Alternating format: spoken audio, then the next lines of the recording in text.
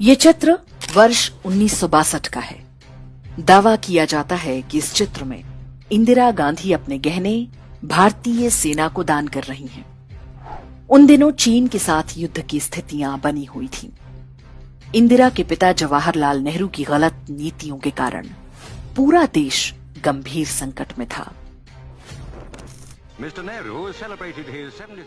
और अब ये वीडियो देखिए।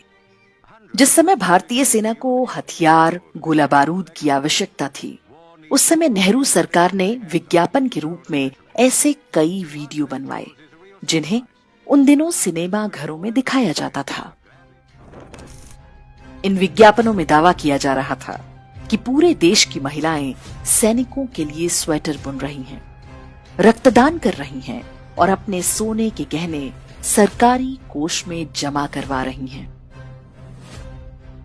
इन विज्ञापनों और प्रधानमंत्री की बेटी को गहने देते देख देश भर में बहुत सारे लोग भावुक हो उठे।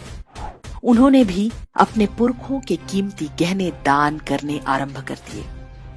डिफेंस इंडिया फंड के नाम से चलाए गए इस अभियान में कुल 22 करोड़ रुपए नकद और अन्य वस्तुओं के रूप में जुटे थे।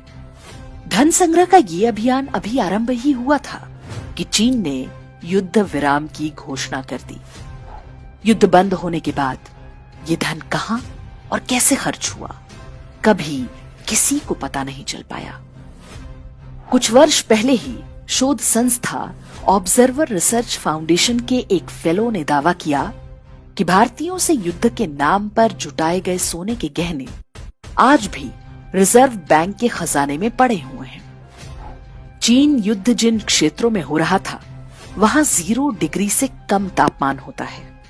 विज्ञापनों में जो स्वेटर दिखाए गए थे, वैसे भी सैनिकों के किसी काम के नहीं थे।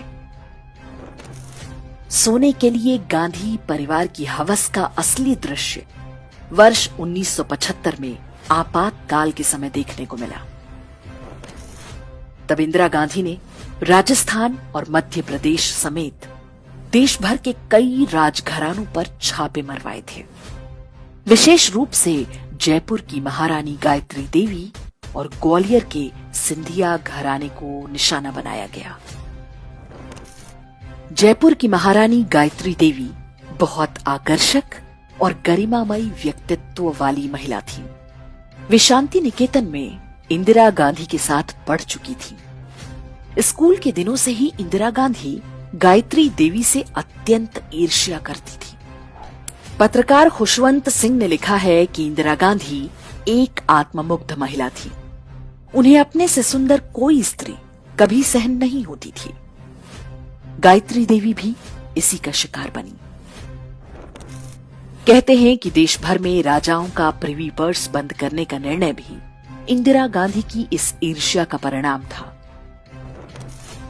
इंदिरा गांधी को संदेह था कि गायत्री देवी के पास बहुत सारे सोने के गहने हैं। इंदिरा के आदेश पर जयपुर में पूरे महल की तलाशी कराई गई। बताते हैं कि जयगढ़ किले को पूरी तरह से खुदवा डाला था, लेकिन कुछ विशेष नहीं मिला। छापेमारी के अंतिम दिन राज परिवार से संबंधित मोती डूंगरी महल के तहखाने में 800 किलो सोना मिल गया।